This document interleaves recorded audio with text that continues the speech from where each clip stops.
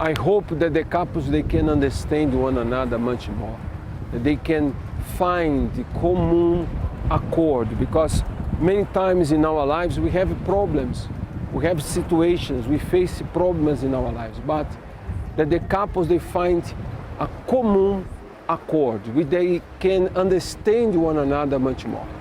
Bavubuka bannanga bale abanda banga musisinkanye okusomozebwa kungi mu bufumbo. Kyensooka obbasaba kwe kubeera nti muteeka Katonda mu kifo eky'olubereberye. Oluvannyuma lw'okuteeka Katonda mu kifo eky'olubereberye, Katonda kennyini agenda kukulungamya kubanga Katonda kwagala. Era abo ababeera mu ye batambulira mu kwagala. Olwo bwe tuteeka Katonda mu kifo eky'olubereberye, tugenda kuyiga kye bayita okutambulira mu bulamu obw'okwerekereza, obulamu obwa ssaddaaka, okubeera nti tuteeka mu nkola ekigambo kya Katonda. Olwo kino kigenda tuleetera okubeera nti tubeera n'obufumbo obugulumiza Katonda, obufumbo obusanyusa Katonda. Like a